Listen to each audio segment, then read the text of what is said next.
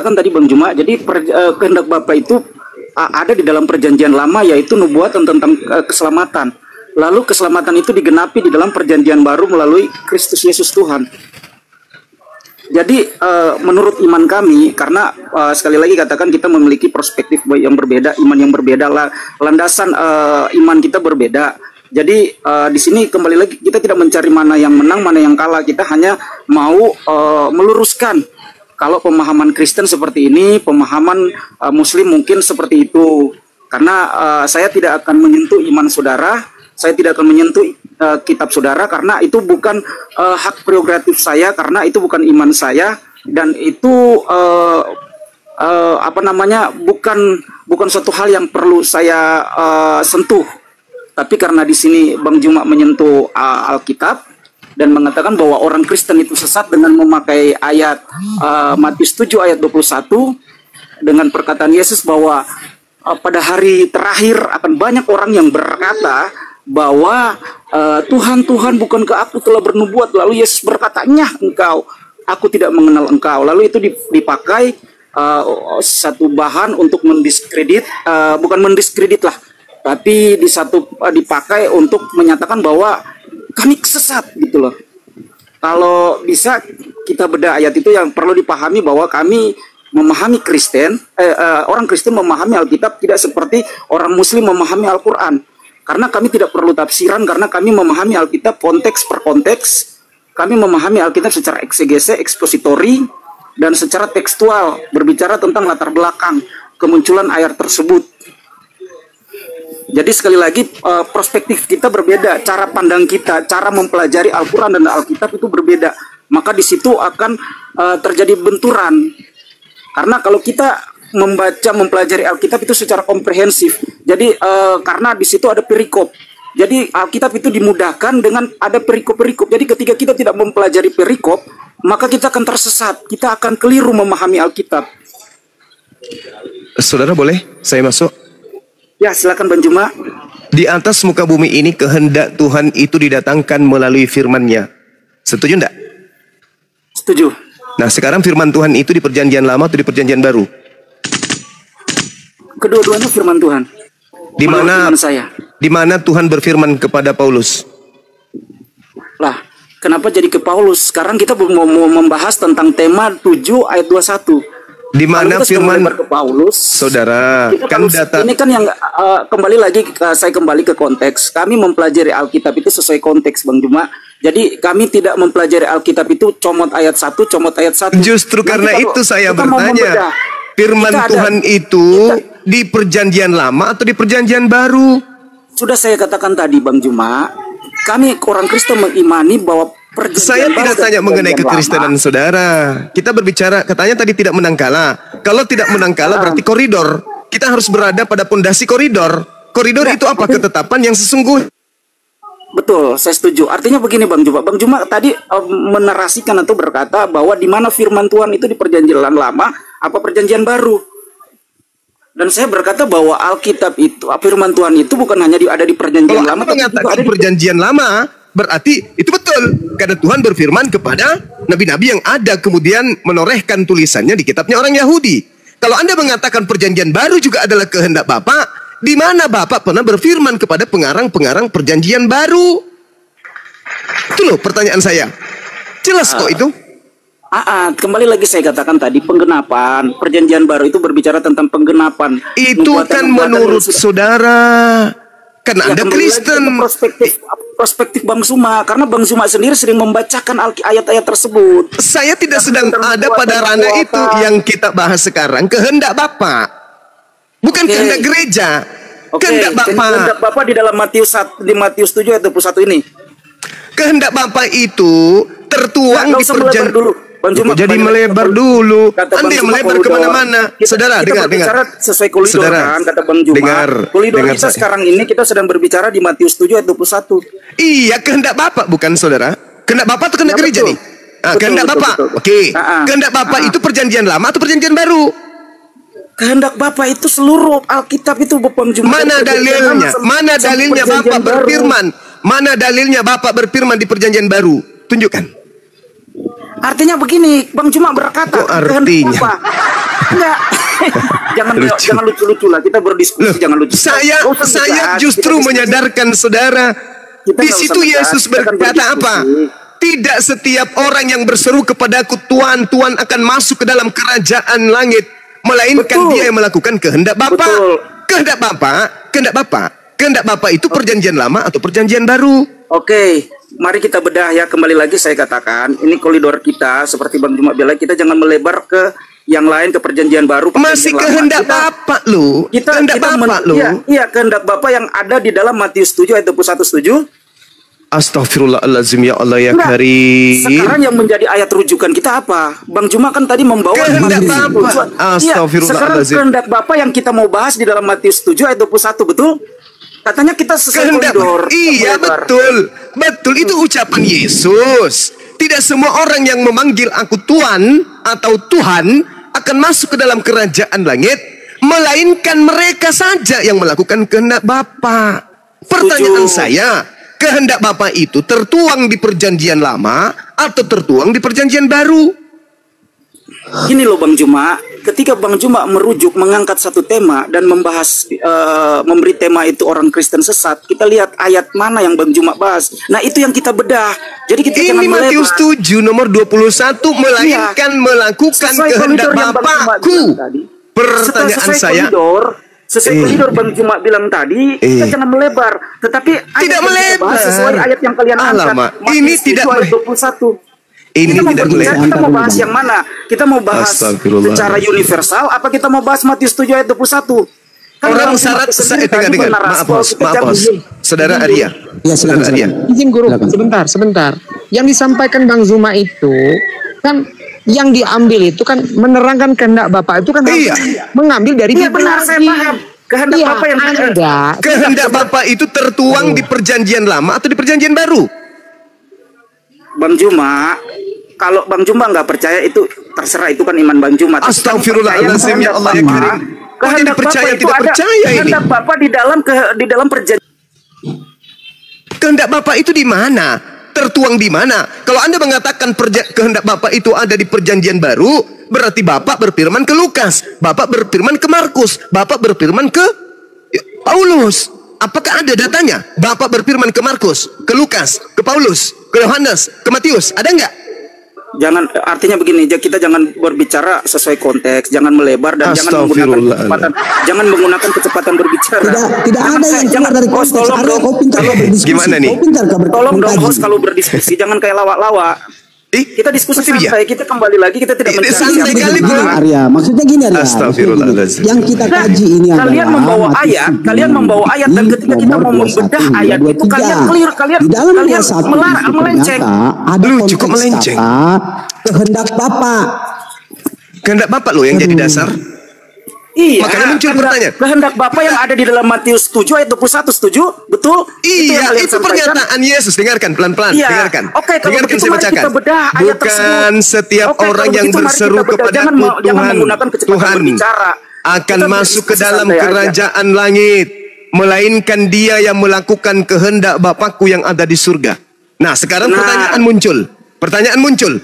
Kehendak Bapa yang di surga itu tertuang di perjanjian lama atau tertuang di perjanjian baru? Jawaban saudara apa?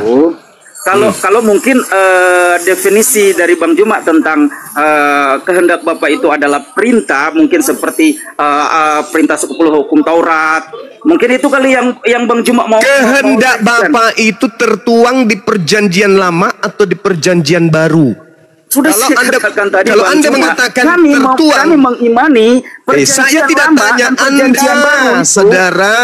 Saya tidak tanya iman Anda. Yang saya tanya, kehendak Bapak itu di kitabnya Yahudi yang mereka sebut Tanak, atau kehendak Bapak itu di kitabnya Kristen yang Kristen katakan sebagai perjanjian baru? Apa jawaban saudara? Jadi perjanjian lama itu berbicara tentang nubuatan, tentang hukum. Saya tidak tanya perjanjian lama itu berbicara tentang apa. Saya tanya kehendak. Sekarang Bang Juma ingin saya klarifikasi. Saya mau menjelaskan, Bang Juma coba mengintervensi dengan melakukan agresif. Loh, ini Anda katanya jangan melebar. Iya, ke Bang Juma kehendak berkata Bapak kan? tadi, apakah di perjanjian lama dan perjanjian baru? Nah, sekarang saya mau mengklarifikasi, saya mau menjelaskan. Nah, sekarang saya tanya, ketika Bang Juma mengangkat konteks Matius 7 ayat 21, yang Bang Juma maksud mungkin di kehendak Bapak itu apa? Mungkin saya sudah katakan, mungkin yang Bang Juma maksudkan tadi kehendak Bapak itu hukum Taurat. Nah, 10 itu pintar. Taurat, mungkin itu pintar. Yang Bang Juma maksud. Kan saya sudah katakan tadi. Nah, kalau Anda yang dimaksud kehendak Bapak yang mana? Kalau saya Tanak. Kalau Anda yang mana kehendak Bapak? Seluruh itu kehendak Bapa, seluruh yang tertuang, seluruh yang ditulis para nabi-nabi di dalam perjanjian baru dan yang ditulis oleh siapa yang nabi di perjanjian baru? Siapa nabi di perjanjian baru menulis? Siapa? Saya tidak bilang perjanjian baru, saya bilang perjanjian lama. Seluruh nabi-nabi yang menulis di dalam perjanjian lama. Oh, salah dengar saya itu berarti. Saya percaya bahwa itu adalah kehendak Bapa. Itu adalah kehendak Bapa. Pintar sekali. Perjanjian baru ini kehendak Bapak juga bukan? Ya benar. Karena perjanjian baru itu adalah penggenapan daripada perjanjian lama. Bukan. Perjanjian baru ini kehendak Bapak juga. Betul. Karena mana dalilnya? Mana dalilnya Bapak? Mana dalilnya Bapak berfirman di perjanjian baru? Silakan, saya tunggu. Oke.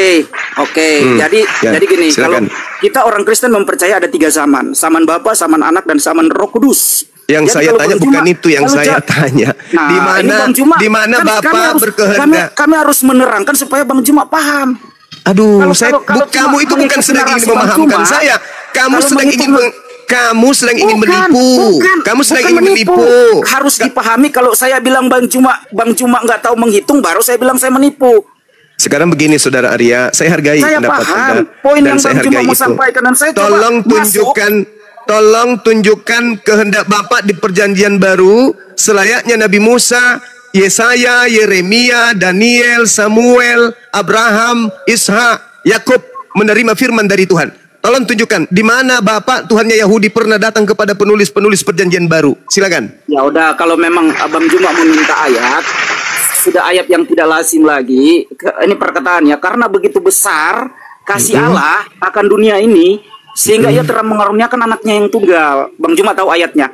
Ya, kalau Bang Juma minta perkataan Allah ya. Yohanes 6. Nah, sekarang pertanyaan saya, firman Bapak kepada penulis Yohanes itu di mana? Nah, kalau kita merujuk karena begitu besar kasih Allah akan dunia ini. Saya tidak tanya itu, karena yang saya tanya. Benar. Di mana Bapak pernah? Mari kita urut kronologisnya. Di mana Bapak? Mari kita urut kronologisnya. Saudara, di mana Bapak pernah berfirman? Jangan memaksakan. Anda yang memaksakan. Anda yang memaksa. Yang saya tanya, Bang Saudara. Juma tadi minta saya mengklarifikasi. Anda minta saya. Diam dulu, Saudara. Diam. Ini kan kita berbicara mengenai kehendak Bapak, bukan kehendak Yohanes kan? Begitu besar kasih karunia mendengarkan yang tunggal, bukan kehendak Yohanes. Yang saya tanya, pembuktian bahwa Bapak pernah memberi kemudian aturan-aturan main kepada Yohanes itu harus Anda temukan. Bahwa Bapak berfirman kepada Yohanes anak Zebedeus itu tertulis di mana? Pada mulanya adalah firman, firman itu bersama-sama dengan Theos, dan firman itu adalah Theos. Ini firman Tuhan, sabda Nabi atau karangan pengarang Yohanes? Ini berkesesuaian dengan Matius 7. Kehendak Bapak. Ini pengakuan Yesus kan? Tidak semua orang yang memanggil aku Tuhan akan masuk ke dalam kerajaan langit, melainkan dia melakukan kehendak Bapakku yang ada di langit. Nah, kehendak Bapak yang ada di langit, Bapak tuangkan kehendaknya itu kepada Nabi Musa, atau Bapak tuangkan kehendaknya itu kepada Paulus, kepada pengarang Matius, Lukas, Markus. Kalau ini sudah melebar, Bang Juma jangan di-mute, tolong jangan di-mute dan jangan melebar. Kalau kalian mengangkat satu ayat, kalian mempelajari Alkitab tidak seperti kalian mempelajari Alkitab. Loncat sana, astagfirullahaladzim. Bagaimana kalian mengetahui latar belakang penulisan ayat tersebut kalau kalian tidak mempelajari ayat itu, kepada kami. Tolong kamu tunjukkan kepada kami di mana Bapak berfirman di perjanjian baru kepada pengarang kitab perjanjian baru Anda. Di mana? Supaya contoh. Ini tak kasih contoh ya, diam dulu ya. Matius 4 misalnya, Ulangan 4 misalnya. Maka sekarang hai orang Israel, dengarlah ketetapan dan peraturan yang kuajarkan kepadamu untuk dilakukan, supaya kamu hidup dan memasuki serta menduduki negeri yang diberikan Bapa Tuhan Elohim kepada nenek moyangmu. Janganlah kamu menambahi apa yang kuperintahkan kepadamu, dan janganlah kamu menguranginya. Dengan demikian kamu berpegang pada perintah Elohim Bapa Tuhanmu yang kusampaikan kepadamu. Matamu sendiri telah melihat apa yang kuperbuat, apa yang diperbuat oleh Tuhan mengenai Baal-peor, sebab Tuhan Elohim telah memusnahkan dari tengah-tengahmu semua orang yang mengikuti Baal-peor. Sedangkan kamu sekalian yang berpaut pada Elohim, supaya kamu melakukan yang demikian di dalam negeri yang kamu masuki untuk mendudukinya. Lakukanlah dengan setia, sebab itulah yang akan menjadi kebijaksanaanmu dan akan menjadi akal budimu di mata bangsa-bangsa yang pada waktu mendengar segala ketetapan ini akan berkata, memang bangsa yang besar ini adalah umat bijaksana dan berakal budi. Pertanyaan saya, ini kehendak Bapak yang meliputi ketetapan dan peraturan yang diajarkan kepada Nabi Musa. Itu kehendak Bapak. Sekarang mana kehendak Bapak yang tertuang di dalam perjanjian baru, di mana Bapak berfirman kepada pengarangnya? Coba Anda tunjukkan itu kepada saya. Silakan. Inilah perintah, yakni ketetapan peraturan yang aku ajarkan kepadamu atas perintah Elohim, untuk dilakukan di negeri kemana kamu pergi untuk mendudukinya, supaya umur hidupmu panjang, engkau dan anak-anakmu takut akan Tuhan Elohim dan berpegang pada segala ketetapan dan perintahnya yang kusampaikan kepadamu, dan supaya lanjut umurmu. Maka dengarlah hai orang Israel, lakukanlah itu dengan setia, supaya baik keadaanmu dan supaya kamu menjadi sangat banyak, seperti yang dijanjikan Tuhan Elohim kepada nenek moyangmu, kepada suatu negeri yang berlimpah-limpah susu dan madunya. Dengarlah hai orang Israel, Tuhan itu esa, Tuhan kita itu esa. Kasihilah Tuhan Elohim dengan segenap hatimu, segenap jiwamu, dengan segenap kekuatanmu. Ya, apa yang kuperintahkan kepadamu pada hari ini haruslah engkau perintahkan, haruslah engkau mengajarkan berulang-ulang kepada anak-anakmu, dan membicarakannya apabila engkau duduk di rumahmu, apabila engkau sedang dalam perjalanan, apabila engkau berbaring, apabila engkau terbangun. Haruslah juga engkau mengikatkan sebagai tanda pada tanganmu, dan harus itu menjadi lambang di dahimu, dan harus engkau menuliskannya pada tiang pintu rumahmu. Itu adalah kehendak Bapak, jelas itu. Sekarang pertanyaan saya, mana kehendak Bapak kepada penulis Bible? Silakan, jangan kau melebar kemana-mana. Habis itu kau curhat, jangan curhat ya, jangan curhat. Kembali kepada pokok utama koridor materi ini, kehendak Bapak, bukan kehendak gereja. Silakan. Oke, gini Bang Juma, santai aja, kan kita diskusi. Silakan. Saya menghormati Bang Juma, jadi tolong juga Bang Arya, minum dulu Bang Arya. Silakan. Jadi gini, tolong host, ini kan kita berdiskusi dua arah, bukan kita sedang mendengar Juma bertakiah. Ya Kok kan? saya bertakiah? Kok saya bertakiah? Kehendak Bapak kau bilang takiah. Kehendak Bapak sudah saya uraikan ulangan 4, ulangan 6, itu kehendak Bapak. Sekarang kau mengatakan, hei, dengar dulu. Kau mengatakan kehendak Bapak ada di perjanjian baru. Tolong tunjukkan di mana Bapak berfirman kepada pengarang Biblemu, perjanjian barumu itu. Silakan, saya tunggu. Silakan. Jangan kau curhat. Sekarang gini, host mute saya dan membiarkan Bang Juma bernarasi. Iya, supaya nalarmu sampai kepada materi. Karena kamu nggak sampai detik ini kamu nggak sampai materi yang sampai detik ini kamu masih menyembunyikan kebenaran. Sekarang di mana kehendak Bapak? Hei, di mana kehendak Bapak berfirman kepada? Hei, santai aja Bang Juma. Bahlul, dengar. Bahlul, dengarkan. Tolong kamu tunjukkan. Dengar, saudaraku yang Bahlul, dengarkan. Mulai lagi. Di mana Bapak berkehendak dan kehendaknya itu disampaikan kepada pengarang Bible, Paulus, Markus, Matius, Lukas, Yohanes. Tolong tunjukkan di mana Bapak pernah datang kepada mereka sehingga dia mengarang buku-buku itu. Silakan. Jangan kau melebar ya.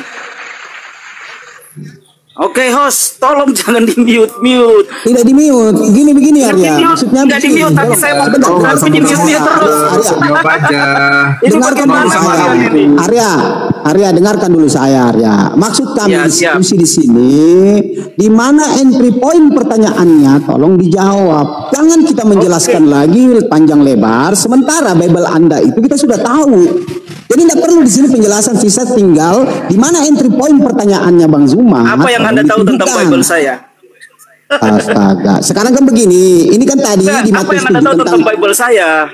Kalau Anda bilang kenapa kau mengalihkan lagi? Jangan kita sampaikan kebenaran Alkitab, Bible saya, kalian meng-mute saya dan mengatakan saya melebar. Lalu kalian menuntut saya untuk menjawab. Dengar Arya. Ketika kalian menuntut saya untuk menjawab, dan ketika saya menjawab, kalian langsung mengagresi saya dan mengintimidasi saya dan mengatakan bahwa Kau Begini maksud saya gini teman-teman. Artinya di saat ada pertanyaan entry point-nya, pertanyaannya itu yang dijawab. Kita tidak butuh lagi penjelasan panjang lebar, kali lebar dan luas dan sebagainya. Bang Zuma sudah tahu semua itu. Hanya kita butuh pemaknaan dari kata kehendak Bapak ini. Aduh, di sini bukan gereja, bro. Gitu. Jadi gini, bro, ya. Entry point pertanyaannya. Oke. Tolong jangan di-mute. Pertanyaan dari entry point dari kehendak Bapak, maksud dari kehendak Bapak ini terdapat di dalil mana?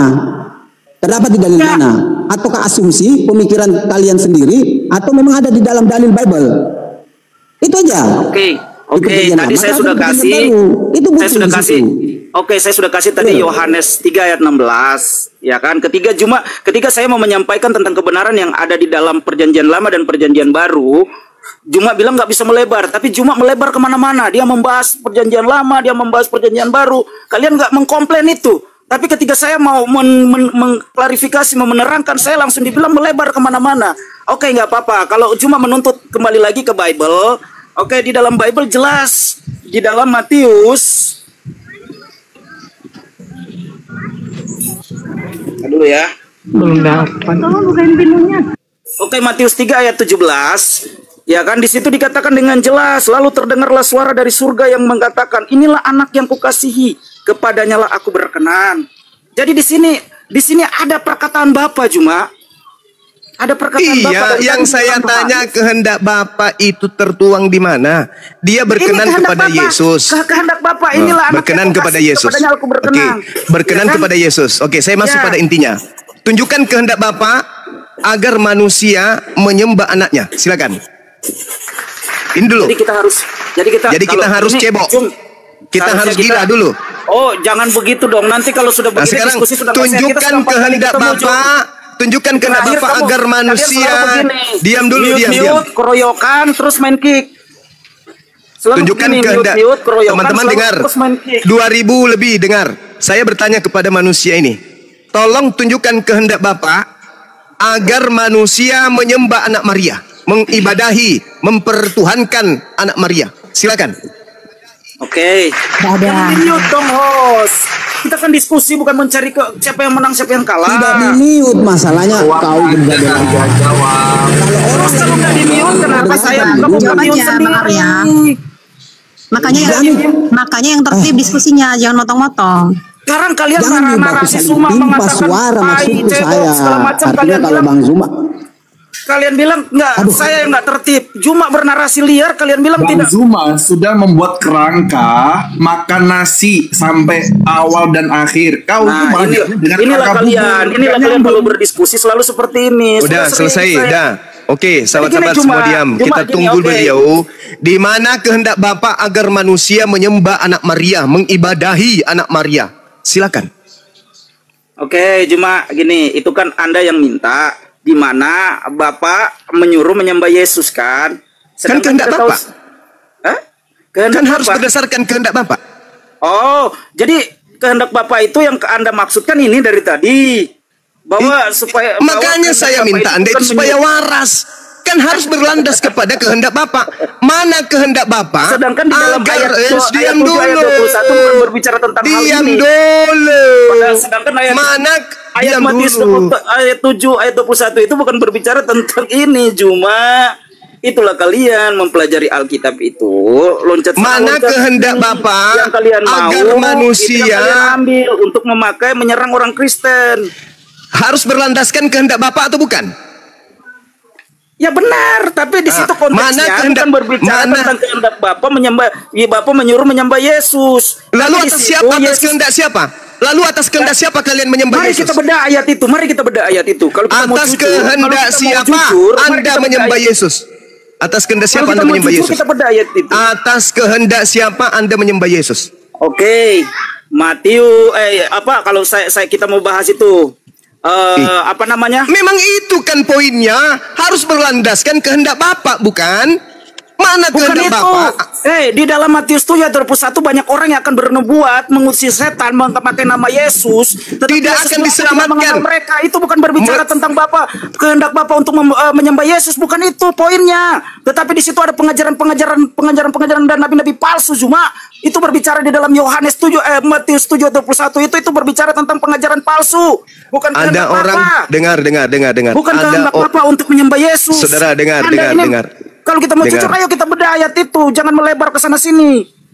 Lah ini saya lagi ngapain kalau nggak lagi sekarang bedah ayat itu? Anda bedah ayat itu tapi tidak sesuai konteks, padahal di situ tentang berbicara tentang pengajaran palsu. Kenapa ayat Anda lari kepada mentuhankan Yesus? Kan lucu Anda ini. Yang menuhankan Yesus memanggil Yesus Tuhan atau tidak? Ya benar. Makanya muncul pertanyaan, atas kehendak siapa kalian memanggil Yesus Tuhan? Coba. Jadi gini Zuma, jadi di situ ayat itu mulai lagi Zuma. Inilah seorang Saya yang menjawab, silakan Zuma. Udah 4 kali kita atas kehendak siapa kamu memanggil Yesus Tuhan? Seperti ini terus kamu modelnya. Saya menjawab. Atas kehendak siapa Anda memanggil Yesus Tuhan? Oke. Atas kehendak siapa? Kita lihat ya di dalam Yohanes 1 ayat yang ke-11 dan ayat ke-10 yang ke-11 dikatakan bahwa dia datang kepada milik kepunyaannya. Atas kehendak siapa? Atas kehendak siapa kamu memanggil Yesus Tuhan? Atas kehendak Bapa di surga. Bapa Mana berkata dalil? bahwa inilah anakku yang kukasihi. Anak, bukan Tuhan. Nah, mari kamu kita memanggilnya anak atau tentang memanggilnya sosok Tuhan? anak tersebut. Oke, mari kita berbicara tentang Kau sosok memanggilnya anak tersebut. anak Kalau Anda atau sudah memanggilnya melebar dari Tuhan? Matius 7 ayat 21 saya menjawab. berbicara tentang Nabi. Arya, kamu memanggil Yesus itu dengan panggilan Tuhan itu atas kehendak Bapa katamu kan? Mana perintahnya memanggil Yesus Tuhan? Mana kehendak Bapa agar manusia memanggil Yesus sebagai Tuhan? Tunjukkan kehendak Bapa Kembali itu lagi kalian mute saya. Cuma bernarasi liar, kalian gak mute. Ketika saya tertulis di mana? Tertulis di mana? Kalau kalian mau tahu kebenaran jangan seperti ini. Itu tertulis di mana kehendak Bapa? Sama kayak di Google. Tertulis di mana Bapa mau agar manusia memanggil Yesus Tuhan? Semua. Jadi ajaran-ajaran palsu semua yang ada di Google. Tertulis di mana agar manusia memanggil Yesus Tuhan? Tertulis di mana? Jawab dulu itu. Oke, jadi sebenarnya cuma yang melebar ini cuma apa saya? Padahal tertulis di mana kehendak Bapa agar manusia memanggil Yesus itu dengan panggilan Tuhan. Padahal itu tertulis di situ Yesus berkata bukan setiap orang yang berseru. Bukan setiap orang yang berseru. Artinya ada tertulis orang di mana yang berseru, kehendak tapi Bapa. Kursinya Bang Ivana, Bang Handi mau naik. Cuma Bang Ivan, tertulis di mana? Tidak semua. Tertulis di mana? Tidak tertulis semua di orang mana yang berseru, kehendak Bapa agar manusia memanggil Yesus Tuhan. Yang berseru nama Yesus juga. Tertulis di mana agar manusia berseru memanggil Yesus Tuhan. Tertulis di mana kehendak Bapa demikian? Lucu kalian ini. Lucu. Anda yang lucu. Tadi katanya sesuai koridor. Membahas tentang Matius 7 ayat 21 tentang pengajaran palsu. Sekarang saya menjawab. Harus sesuai dengan kehendak Bapa bukan? Harus sesuai dengan kehendak Bapa tidak? Harus sesuai kehendak Bapa tidak? Sesuai keinginan kalian. Harus kehendak Bapa tidak? Yesus berkata di situ begini, bukan setiap orang yang berseru-seru Tuhan, ia akan masuk ke dalam kerajaan surga, tapi melainkan mereka yang melakukan kehendak Bapa. Nah, mereka yang melakukan kehendak Bapa. Atas kehendak siapa kamu ke gereja? Anda cuma menepankan kecepatan berbicara. Atas kehendak siapa Anda ke gereja pada hari Minggu? Anda tidak bisa berfalasi dengan saya. Camkan itu. Atas kehendak siapa Anda menjadi Kristen? Dengan saya. Atas kehendak siapa Anda merasulkan Paulus? Atas kehendak siapa Anda makan babi? Atas kehendak siapa Anda tidak bersunat? Atas kehendak siapa Anda menyembah Yesus? Jawab. Silakan. Ini lucu kalian. Lucu. Zuma meng-framing, Zuma menghujat kalian. Nggak ngerti bahasa Indonesia ya. Bukan. Saya menjawab. Maaf, saya potong dulu. Coba kalau mau berdiskusi baiklah, ini iblis. Kalau mau berdiskusi baik-baik satu-satu kita berdiskusi. Anda itu sekarang iblis. Yang Anda minta apa yang kita mau bahas ini? Yang saya minta Berarti atas kehendak tema itu siapa? rubah. Dengar, Tema itu atas rubah. kehendak siapa? Atas kehendak siapa Anda ke gereja? Oke. Jadi kalau atas kehendak siapa kami bergereja, sedangkan firman Allah berkata bahwa ibadah yang benar itu Atas ibadah dalam kehendak roh dan siapa Anda kebenaran. ke gereja? Cuma izinkan saya berbicara dulu. Jangan Pertanyaan Anda memaksakan saya argumentasi atas Anda. kehendak siapa? Yesus berkata Ketika- melainkan kehendak Bapa. Sekarang atas kehendak siapa Anda ke gereja hari Minggu? Jawab. Apakah Yesus membahas tentang kita ke gereja mengenai kehendak Bapa? Jadi atas Anda kehendak lucu. siapa kamu ke gereja? Anda lucu. Kita mau Jadi gereja. atas kehendak siapa Anda ke gereja?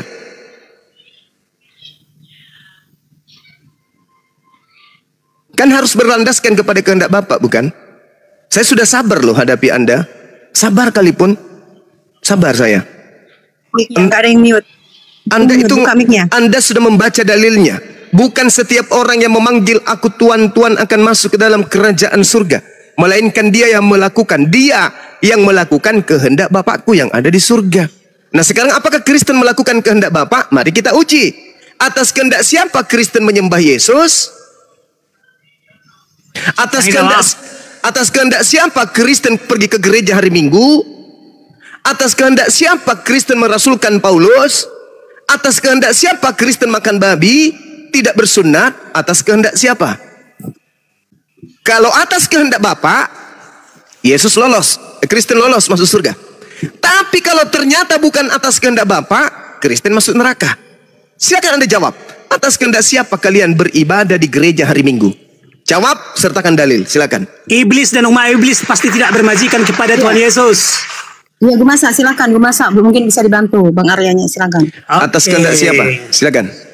Atas kehendak Bapa di surga. Kasih dalil. Ini kalian bagaimana sih? baca Saya di- di- baca Bibel. Udah kamu Arya diturunin. Kalau perlu Baca- tendang baca pantatnya Bibel, ke udah. neraka. Jadi Kamu gini. turun Bahlul, turun. Ya, Kau jadi jilat pantat pendeta biar kau gila terpermanen. Silakan Gumasa. Tolong Kristen. tunjukkan Kristen. Tolong tunjukkan kehendak Bapa agar manusia ke gereja menyembah anak orang. Silakan. nah pertama gini, pengertian menyembah di dalam Kristen adalah sangat mentaati Jawabannya perintah Yesus. atas kehendak siapa kalian Iya, ke iya. gereja hari Minggu? Iya, kehendak Bapa di surga. Dalil. Yaitu untuk mendengarkan, mentaati perintah Yesus. Dalilnya mana? Baca Bibel. Dalilnya mana? Itu jadi hanya Kristen Dalil. yang Dalilnya mana? sangat bertuhan, hanya Dalil. Kristen yang sangat bertuhan atau Dalil. bertuhan kepada Yesus. Tunjukkan dalilnya Iblis Bapak dan berkehendak. umat iblis dan umat iblis pasti tidak bertuhan atau sangat tidak bertuhan kepada Kasih dalil Bapak berkehendak agar manusia ke gereja menyembah anak dari Tante Maria. Silakan. Dalil. Jadi arti menyembah sama kami adalah sangat Saya tidak sedang bertanya apa arti menyembah. Saya tanya Ya. tunjukkan kehendak siapa agar manusia Kristen ke gereja pada hari Minggu menyembah mengibadahi makhluk yang bernama Yesus. Silakan. dengarkan. Udah jangan saya di mute, jangan saya di mute ya. Ya. Nah. Atas kehendak Jadi, siapa? Jadi kami harus menyembah Yesus. Atas kehendak siapa? Ya, kehendak Bapa. Dalilnya tunjukkan. Ya. Karena gini, karena begitu besar kasih Allah. Dalil. Iya, Dalil. Yohanes 3:16. Dalil. Bukan itu, bukan itu yang saya minta. Bukan kau jawaban. Dengarkan jawaban saya. Dengarkan jawaban Dalilnya saya. ke gereja. Dalilnya ke gereja beribadah menyembah kepada anaknya Tante Maria. Itu di mana dalilnya? Silakan. Saya jawab semua. Udah. Nah, jadi gini.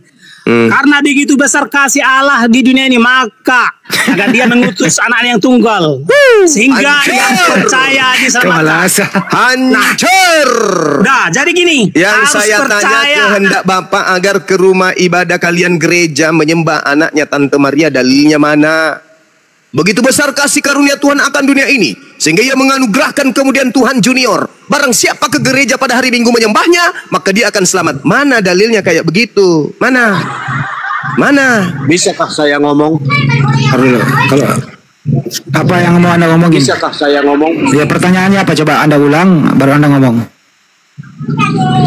Enggak, saya mau ngomong Saya aja. jawab dulu. Ini emang Ntar dulu masak. Ada tradisi yang mau Muslim ngomong kayak apa? gini. Diam dulu. Masak. Pertanyaannya Bang Juma. Muslim apa non Muslim? Ya. Pertanyaannya Bang Juma atas dengerin dulu pertanyaan Bang Juma. Atas hanya kehendak iblis apa? dan umat iblis yang Ini gue masa turunin aja bertuan. kalau nggak mau diatur. Atas kehendak siapa Kristen pergi gereja menyembah anaknya Tante Maria? Kehendak siapa? Pakai dalil silakan. Yang kamu tanya itu siapa? Anda lah, kan Anda punya kuping mendengarkan. Oh, aku. Nah, jadi sekarang aku ngomong ya. Ya, Dengarkan pertanyaannya apa? Diulang coba. Loh, tapi kamu yang nanya. Ya, coba diulang pertanyaannya, siapa tahu lu salah jawab lagi. Nggak ngerti pertanyaan. Loh, tapi kalian yang nanya, kok aku lagi yang nanya? Cemana ini? Saya ulang pertanyaannya ya. Atas kehendak siapa Kristen pergi gereja menyembah anaknya Maria di hari Minggu? Silakan. Ya, saya jawab ya. Halo umat Kristiani semua. Kalau di room ini nggak usah ikut campur. Room ini orangnya gila semua, sukanya keluar-keluar. Nggak menjawab. Amin.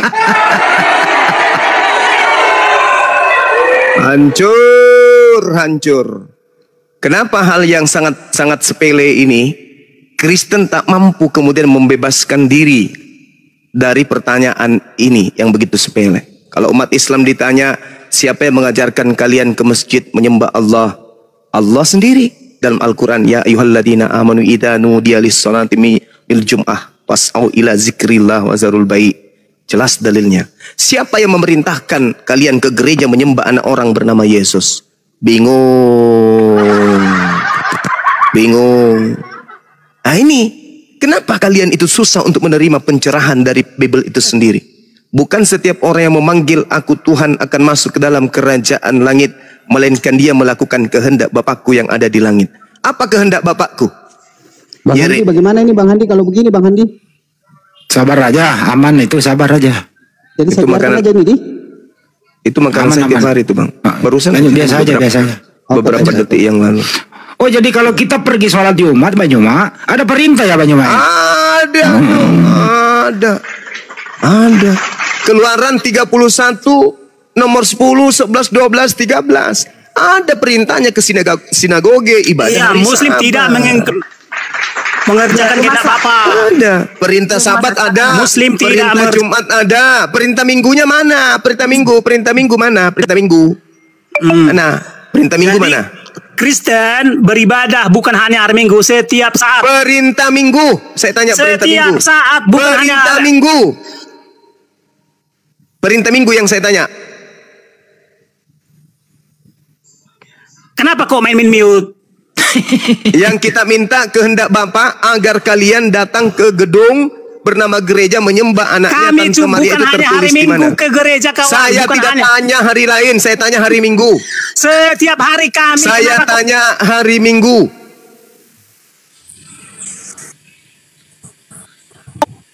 Alah berosong juga ini terus. Jawab aja gue Mas. Jawab. Gue Mas atas kehendak siapa kalian ke gereja menyembah anaknya Tante Maria? Atas kehendak siapa? Kami menyembah, pengertiannya mentaati perintah, bukan bersujud. Atas kehendak siapa kalian menyembah anak orang? Jawab. Kehendak Bapa. Mana dalilnya? Yohanes 3:16. Itu bukan perintah menyembah. Iya. Kami percaya menyembah sama kami hanya mempercaya. Nggak ada sujud-sujudan. Kamu sedang beribadah di gereja. Kau ibadah mempertuhankan anak ibadah artinya menghambakan diri. Ibadah artinya menghambakan diri. Yesus itu mau dipercaya sebagai utusan Tuhan atau mau dipercaya sebagai Tuhan? Dia adalah utusan Tuhan, menjadi Tuhan kami atau Tuhan kami, sangat-sangat Tuhan kami, sama-sama majikan kami. Di mana perintah Bapa agar menjadikan Yesus itu Tuhan? Lo diam. Lo mau bertanya? Di mana perintah Bapa agar manusia menyembah anak Maria? Kenapa kalian main mute berjong? Di mana kehendak Bapa agar kalian menyembah anak Maria? Yohanes 3:16. Lu dengar ya, Di situ bukan diperintahkan menyembah. Di situ diperintahkan percaya. Menyembah dalam kami artinya percaya. Menyembah artinya percaya. Anda percaya kepada Yesus, perkataan Yesus? Tuhan, lu tutup mulutmu. Kenapa ini? Gue masa diturunkan, dia orang tak punya otak. Yang Kristus silakan buka mulut. Silakan. Gue masa diturunkan aja dari dulu dia tuh semakin ini sama kau, kerja ekor. Sama kau. Ya, saya kalah sama orang gila kayak kau. Oke, kritikus. Oke, saya diam. Ya, kenapa? Gue jawab ya. Pertanyaan tolol kau. Iya, silakan.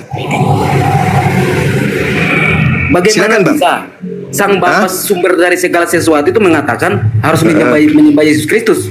Iya, di mana itu tertulis? Sementara firman Yohanes 1 ayat 1, firman itu adalah Allah yang disebut Bapa sumber dari segala sesuatu. Yang saya tanya, Bung. Lu diam. Kenapa Tuhan Yesus yang ada dalam keadaannya sebagai manusia tidak pernah mengatakan sembahlah sama Yesus atau sembahlah aku? Kamu tahu nggak sembahlah aku itu apa? Kata sembahlah aku itu kalimat yang merujuk kepada orang yang meninggikan dirinya atau menyombongkan dirinya. Jadi atas kehendak siapa kalian beribadah menyembah Yesus? Kenapa Tuhan Yesus itu tidak minta disembah? Karena pertanyaan saya, atas kehendak siapa Kristen menyembah Yesus? Itu loh Bang Tikus. Atas kehendak siapa Bang Tikus menyembah anak orang? Itu loh pertanyaan saya. Karena yang masuk ke surga adalah mereka yang hanya melakukan kehendak Bapa saja. Matius 7 ayat 15 sampai 23. Nah, perikop dari ayat itu untuk mengenal ajaran dan mujizat dari nabi-nabi palsu. Nabi palsu sekarang saya mau tanya kamu dari ayat itu, dengan nama Tuhan yang mana Muhammad membela bulan? Nama Tuhannya Allah. Ya. Allah. Dengan nama Tuhan yang mana? Tidak ada hubungannya dengan dalil ini. Dengan nama Tuhan yang mana Muhammad melakukan mujizat? Nggak ada hubungannya dengan ini. Nggak ada. Yang tertulis di sini Matius 7 ayat 15 sampai 23 itu perikop untuk mengenal ajaran dan nubuatan mujizat dari nabi-nabi palsu. Nabi palsunya memanggil Yesus dengan panggilan apa? Sekarang Tuhan. Saya mau tanya, dengan nama Tuhan yang mana nabimu itu melakukan mujizat? Kenapa lari ke nabi saya? Di sini yang menjadi tanda-tanda pengikut nabi palsu memanggil Yesus Tuhan. Kami tidak memanggil Yesus Tuhan. Kalian kok jadinya ke saya? Lucu ente ini. Saudara Tikus, ciri-ciri pengikut nabi palsu: 1. Memanggil Yesus Tuhan. 2. Bermujizat pakai nama Yesus. 3. Mengusir setan pakai nama Yesus. 4. Bermujizat pakai nama Yesus. Dan keempat ciri-ciri ini semuanya ada di Kristen. Paham? Paham enggak? Ciri-ciri nabi palsu itu mati diracun. Tak ada di sini. Mujizat dengan nama Tuhan yang palsu. Tidak ada di sini. Tidak ada di sini. Tidak ada tertulis. Ada enggak tertulis di sini? Itu ciri-ciri dari nabi palsu. Berarti ada nggak tertulis di sini? Kenapa jadi gila ya? Ini kan dikatakan Yesus, tidak setiap orang. Muhammad itu nabi palsu dari. Kebencianmu itu tidak akan membuat kau selamat. Kebencianmu terhadap nabiku. Nabiku tidak pernah mengajarkan hal-hal apapun terhadap kamu. Nabimu tidak Yang saya tanya, kenapa lari ke Nabi Muhammad? Waspadalah kepada nabi-nabi palsu. Tanda-tanda pengajaran nabi itu palsu adalah memanggil aku Tuhan. Kami nggak memanggil Yesus Tuhan. Bermujizat pakai nama Yesus. Kami tidak bermujizat pakai nama Yesus. Mengusir setan pakai nama Yesus. Kami tidak mengusir setan pakai nama Yesus. Semua ciri-ciri ini memanggil Yesus Tuhan. Bernubuat pakai nama Yesus, mengusir setan pakai nama Yesus, bermujizat pakai nama Yesus. Semuanya ada di Kristen. Kenapa lari ke Nabi Muhammad? Kapan sih kalian bisa waras, kawan? Kapan? Jangan di mute. Kapan kalian bisa waras? Kapan? Kapan kalian itu bisa waras? Kapan? Dalilnya jelas. Tanda-tanda dari buah nabi palsu. 1. Memanggil anak Maria dengan panggilan Tuhan. 2. Membuat meramal pakai nama Yesus. 3. Bermujizat pakai nama Yesus. 4. Mengusir setan pakai nama Yesus. Pertanyaan saya, keempat tanda-tanda buah nabi palsu ini ada di Islam atau ada di Kristen? Jawab. Ada di Kristen. Nah, ada di Kristen. Untuk menutupi itu, apa yang kau tanya? Nabi palsu minum racun. Nabi Muhammad nabi palsu. Kenapa kamu keluar dari materi? Tanda-tanda buah nabi palsu. Astagfirullah, Quraisy pula yang dibawa-bawa. Inilah teman-teman Kristen yang dibawa, yang menyimak ini. Saya bukan mau merendahkan, mau menghinakan, tidak. Tidak ya. Tetapi ketika Anda mengantongi uang palsu, lantas orang itu mengatakan demikian tentang uang tersebut. Coba rogoh saku Anda, apakah tanda-tanda itu ada pada uang yang Anda pegang? Kalau ada, berarti itu adalah uang palsu. Jangan salahkan saya yang menerangkan tentang itu, Bung. Kan tanda-tanda uang palsunya memanggil Yesus Tuhan, bermujizat pakai nama Yesus, mengusir setan pakai nama Yesus, bernubuat pakai nama Yesus. Kalau di uang yang Anda pegang itu ada keempat tanda ini, buang uang itu, karena itu palsu. Sederhana, sederhana kan? Ini untuk teman-teman yang ada di bawah. Renungkan apa yang kami bahas hari ini. Bagaimana Kristen naik ke sini babak belur. Kenapa saya katakan babak belur? Pura-pura bego. Udah dibilang kehendak Bapak itu tertuang di perjanjian lama atau perjanjian baru. Kemana-mana, kemana-mana. Saya simpulkan, kehendak Bapak mana yang Anda ikuti sampai Anda ke gereja? Kemana-mana. Terakhir, siapa yang memiliki tanda-tanda buah dari nabi palsu? Memanggil Yesus Tuhan, bermujizat pakai nama Yesus, bernubuat pakai nama Yesus, mengusir setan pakai nama Yesus. Islam atau Kristen? Kemana-mana.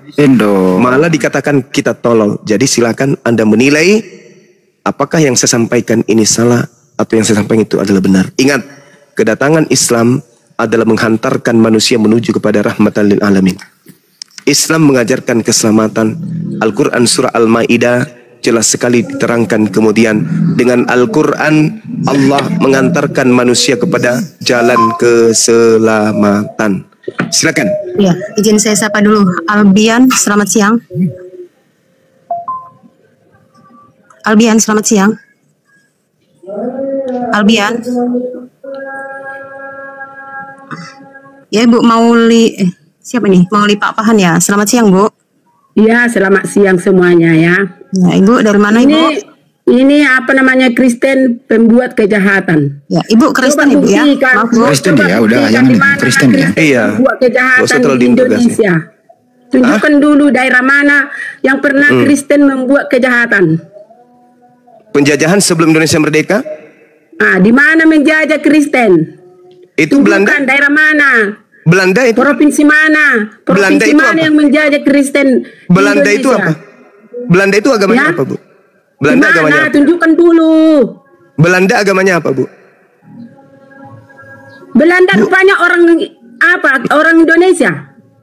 Iya, dia menjajah Nusantara ini 350 tahun lamanya. Dan Tuhannya Yesus, menjajah kitabnya Bible, bukan masalah agama. Rasulnya. Anda kan bertanya, dan bertanya. Jadi kamu saya tanya. Ini Kristen. Lalu mana nanti disebut orang Kristen kalau Kristen? Mana?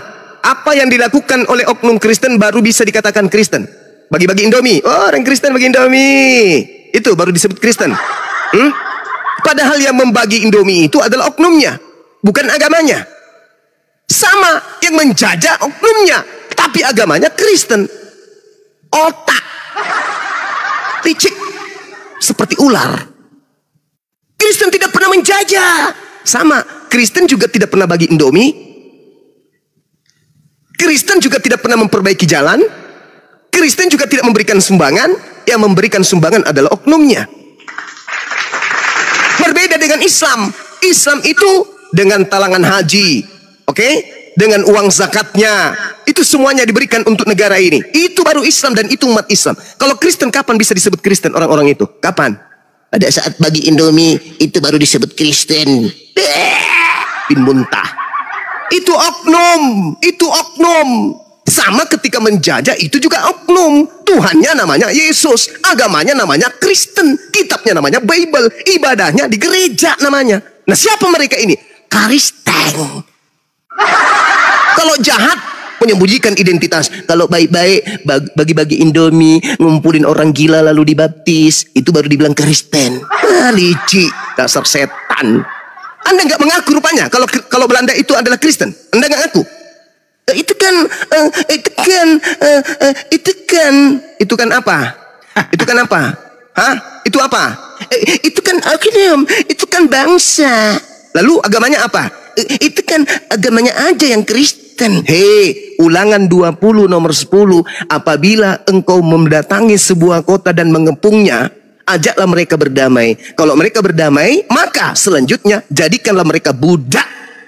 Suruhlah mereka kerja rodi untukmu. Tetapi kalau mereka tidak mau berdamai, bunuhlah semua laki-laki yang ada di dalamnya. Belanda praktekkan gak itu?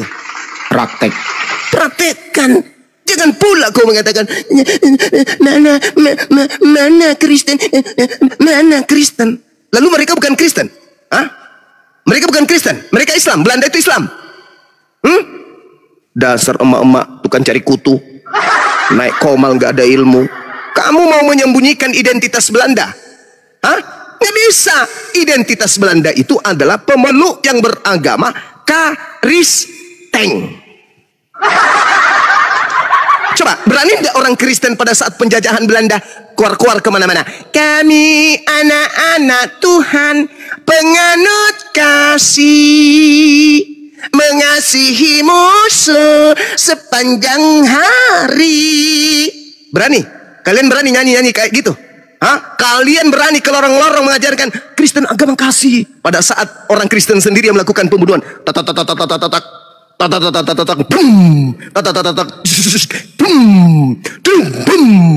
Kalian mau datang? Kasih Kristus datang kepada kita. Nenek lu kiper. Mana bisa? Ketika umat Islam berjuang berhasil mengusir Kristen, barulah kalian pengikutnya ini teriak-teriak, kami adalah ajaran kasih, 1 tambah 1 sama dengan 1. Itu bukan agama kasih tuh. Itu agama bahlul. Itu mengajak anak-anak menjadi bodoh. Paham ibu? Nah, jadi kalau kerjanya cuma cari kutu aja. Gak usah naik ke sini. Oke? Demikian. Jadi kasih ibu kepada beta. Itu cocok. Kasih Kristen kepada gak nyambung banget.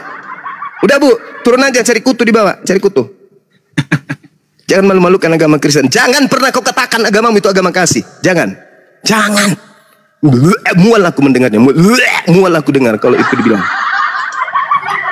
Turun bu, turun. Mending ibu bikin kopi, cabut bulu ketek daripada ibu naik di sini jadi bulan-bulanan.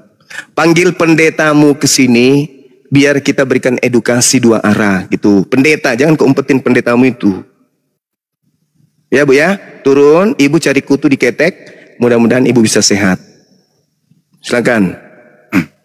Jadi yang bawa Bible ke Belanda ternyata, yang bawa Bible ke Nusantara ternyata Belanda dengan cara menjajah 3G, membawa misionaris, membuat lembaga Bible India Belanda. Setelah kalah, dihadiahkan ke lembaga Bible Indonesia sekarang. Lupain sejarah. Ya berarti nenek moyang dia ini artinya menjadi jongos Belanda dong ya kira-kira ya temannya. Cuma ya kira-kira ya. Jadi satu gereja sama Belanda zaman dulu nih. Iya kan tidak mungkin pada hari Minggu bunyi sumpritan. Prit! Penjajahan dihentikan. Para pejuang-pejuang Nusantara, silakan keluar dari hutan. Saatnya kita ibadah. Pejuang-pejuang Nusantara agar memberikan tanda di lengan, simbol merah putih, agar kami Belanda mengetahui bahwa kalian adalah jemaat-jemaat Tuhan yang sedang memperjuangkan melawan saudaranya sendiri, yaitu Belanda. Pada hari Sabtu Minggu,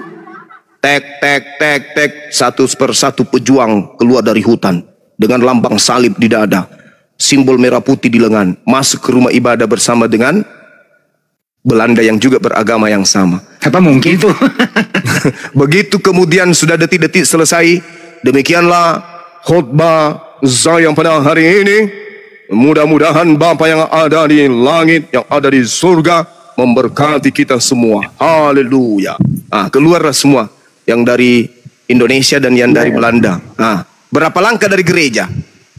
Berhadap-hadapan mereka, membelakangi mereka. Hitungan ketiga, saling berhadapan, saling membelakangi, melangkah. 1, 2, 3, 2. Mati semuanya.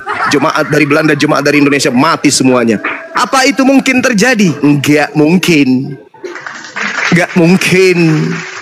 Itu nggak mungkin terjadi. Berarti kemana mereka ini? Yang satu gereja dengan Belanda ini, kemana mereka? Ya sama dengan Belanda, nggak mungkin berlawanan, nggak mungkin. Nggak mungkin. Begitu